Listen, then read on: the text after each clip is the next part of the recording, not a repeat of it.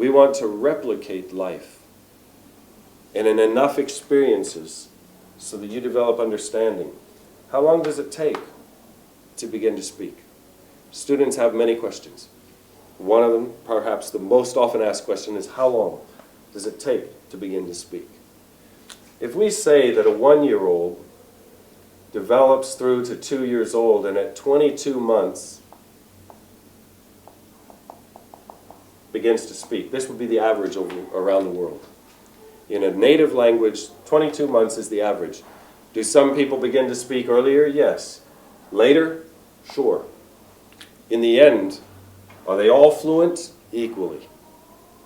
In fact, it's often seen that those who speak later often have deeper thought processes.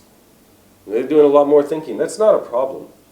It's just the fact that some people speak early, some people speak late, but in a native language environment, they all become fluent.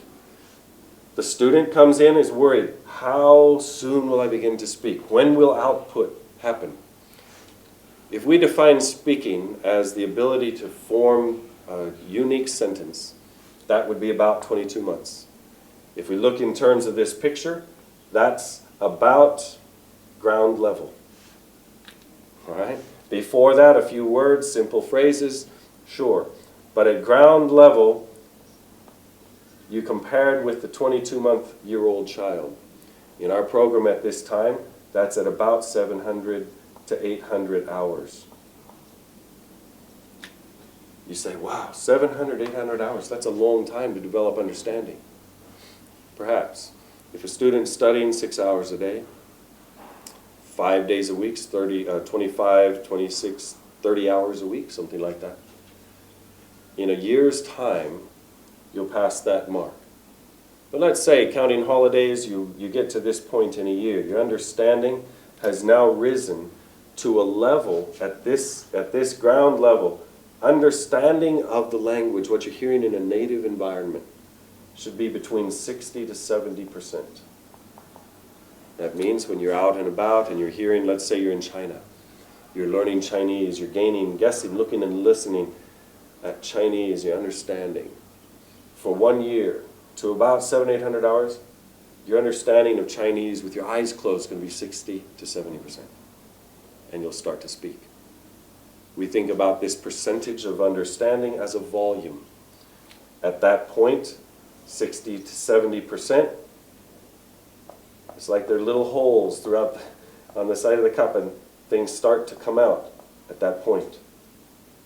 As it builds and builds and builds, the real flow and ability to communicate comes. Whenever we see students doing what children do, it follows this pattern. Whenever students combine speaking or reading and writing, early on, the pattern is different. Okay? But we're talking about natural language development. Can we speed up the speaking process? Sure.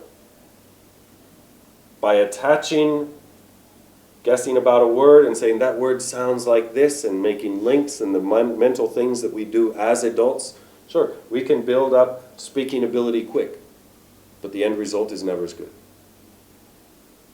Okay? If we think about two things here, we'll come back to this in a moment. I want to think about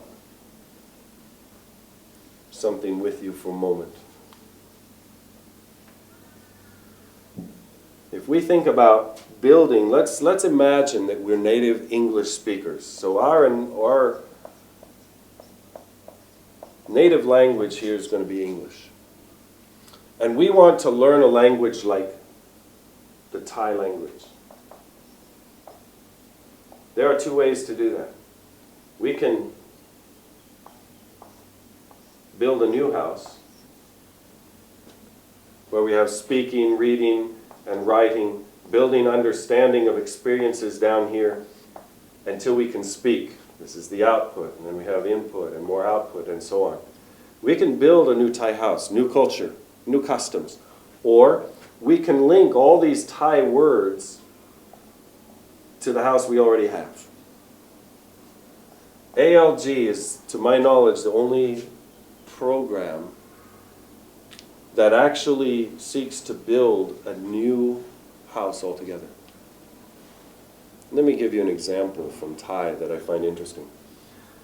When I say the word in Thai, mu, and I say the word that translates from mu into English is pig, there are two completely different feelings that come with that word.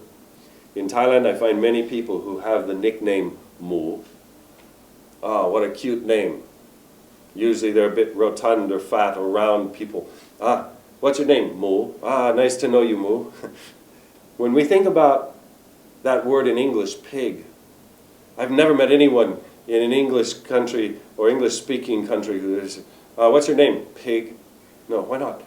Pig is a word that we might use in an English context as a put-down. I might be angry with you and you're a pig. It's a quite rude, coarse kind of a word to use towards a person. Why in Thailand can we use it as a nickname and it's cute? Because the underlying social values, the underlying culture coming up to the word pig or mu are completely different. Now, if I learned the word mu means pig, like most language programs would encourage us to do, what is mu? Pig. What am I doing? I'm actually linking a Thai word like mu. We'll do it in an English writing or Arabic writing here. In mu means pig. I'm linking it to the English word of pig. Once I make that link, what have I done? I have associated this with my culture, my language, my writing. English pronunciation. That's where pronunciation problems come from. Accent problems come from. I've associated the word mu to English writing. I've associated the meaning to an English word. And by doing that, I've taken all of my English culture and put it into this Thai word. So when I say mu, what I'm really saying is pig in a new way. Is that Thai? No. Oh, I can speak Thai. Not really. I have another way to say pig. But it isn't the meaning the Thai have when they say mu. Not only that, I'm blocked from their meaning because I already associate it with my meaning. So my mind is already set on my understanding of pig. I don't even have any idea what they mean.